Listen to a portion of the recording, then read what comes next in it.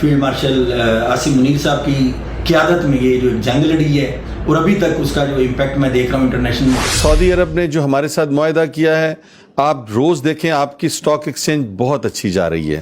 Viable نہیں ہوں گے پوری دنیا میں اتنی دیر تک ہماری ایکسپورٹس بھی نہیں بڑھیں گی. ڈیفینس آئٹم پروڈکشن میں نا آپ پرائیویٹ سیکٹر کو بھی انوالو کریں.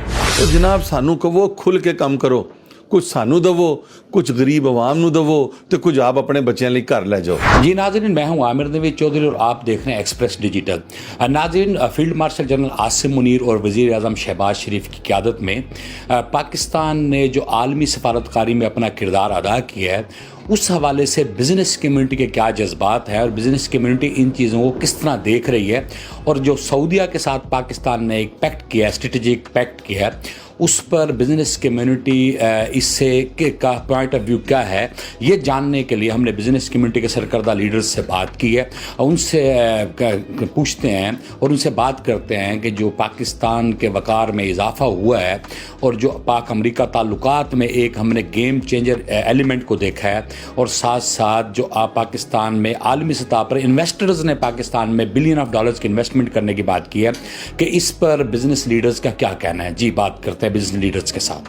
فہیم صاحب، خطے کی جس طرح جیو پولیٹیکل سچویشن چینج ہو رہی ہے، ورلڈ لیول پہ پاکستان کی پذیرائی بھی ہے، field marshal general Asim Munir بھی امریکہ کے دورے پر رہے ہیں، صدر ٹرمپ سے ملاقات بھی، اور جو ہمارے ساتھ امریکہ نے انویسٹمنٹ کی بات کی ہے، اس کا کیا آپ امپیکٹ دیکھ رہے ہیں؟ جی، سب سے پہلے تو میں آپ کو بتاؤں کہ یہ 9 مئی کے بعد کا جو جتنا بھی سینیریو ہے، ہم ایک پاکستانی بزنس کمیونٹی کے لیے، میں پورے پاکستان کی اگر بات کروں تو ایک وہ کہتے ہیں نا سر فخر سے بلند ہو گیا. ہم باہر بھی جاتے ہیں تو جو ایک امیج پہلے تھا وہ ٹوٹلی چینج ہو چکا ہے. تو انٹرنیشنل لیول پر جو ہماری فورسز نے فیلڈ مارشل عاصم منیر صاحب کی قیادت میں یہ جو جنگ لڑی ہے، اور ابھی تک اس کا جو امپیکٹ میں دیکھ رہا ہوں انٹرنیشنل پولیٹکس میں، جو اس وقت پاکستان کا کردار فیوچر میں بھی جو نظر آ رہا ہے وہ بڑا اہم ہے. لوگ پوری دنیا کو احساس ہو گیا ہے کہ اس خطے میں جو ایک بہت بڑی طاقت ایٹمی پاور، جسے اب آپ ریئل ایگزسٹنگ ایٹمی پاور اب کہہ سکتے ہیں، وہ پاکستان ہے. نہ صرف ہمارے ریجن میں، ساؤتھ ایسٹ ایشیا میں، بلکہ یہ جو ابھی جو ہمارا پیکٹ ہوا ہے ان کے ساتھ، سعودی عرب کے ساتھ، اس کے بھی بڑے دورس نتائج مرتب ہوں گے. اور میں یہ چاہوں گا، یہاں ایک میسیج ہے میری وزیر اعظم کو بھی اور ہمارے فیلڈ مارشل کو بھی، کہ یہ ڈیفینس آئٹم پروڈکشن میں نا آپ پرائیویٹ سیکٹر کو بھی انوالو کریں. ان کی صلاحیتوں سے جس طرح امریکن ماڈل ہے، امریکن کی ساری جو وار مشینری ہے وہ پرائیویٹ سیکٹر. جی بالکل ایسے ہی ہے. تو وہ پرائیویٹ سیکٹر کو آپ انوالو کریں گے، ظاہر ہے اس میں انوویشن بھی آئے گی، اس میں ہمارے ملک کی اکانومی بھی ترقی کرے گی، اور جو ہم اپنا فارن ایکسچینج اس حوالے سے امپورٹ میں ضائع کر دیتے ہیں، اس کا بھی ہمیں اپنے ریزرو بڑھانے میں اس کی مدد ملے گی. جتنے ایز آف ڈوئنگ بزنس کے پیرامیٹر ہم بہتر کریں گے، لوگوں کو سہولیات مہیا کریں گے، لیول پلینگ فیلڈ اپنی بزنس کمیونٹی کو دیں گے، ہماری ایفیشنسی بڑھے گی، ہمارے لوکل جو بزنس مین ہیں ان کی ایفیشنسی بڑھے گی. تو جو پورٹ کے حوالے سے ہم نے بہت سارے اقدامات کیے ہیں، اس میں ڈرائی پورٹ چارجز جو تھے ہم نے 50% یہ پچھلے 2 مہینے میں کیے ہیں. اور میں خراج تحسین پیش کرنا چاہوں گا جو ہمارے میری ٹائم افیئرس کے جو منسٹر ہیں مسٹر جنید انور چودھری صاحب، وہ اس حوالے سے بھی بڑے کین ہیں.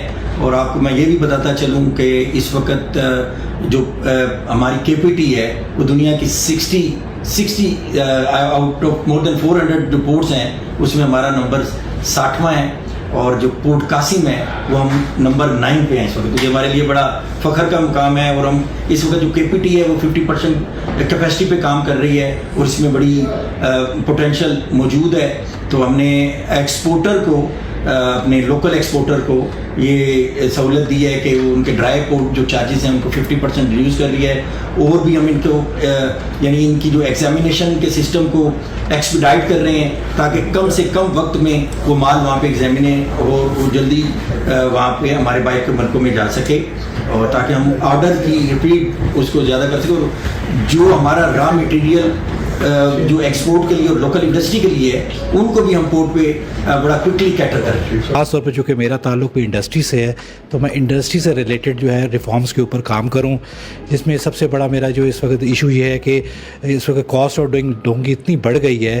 اس کی مین وجہ جو ہے آپ کو پتہ ہے کہ بجلی کی پرائسز, مارک اپ کا بڑھنا, اور یہ جو جس طرح کے کالے قوانین بڑھتے جا رہے ہیں FBR کے, تو یہ اس میں ہرڈلز ہیں کہ پاکستان کی جو اکانومی جو ہے وہ اس طرح بوسٹ نہیں کر رہی.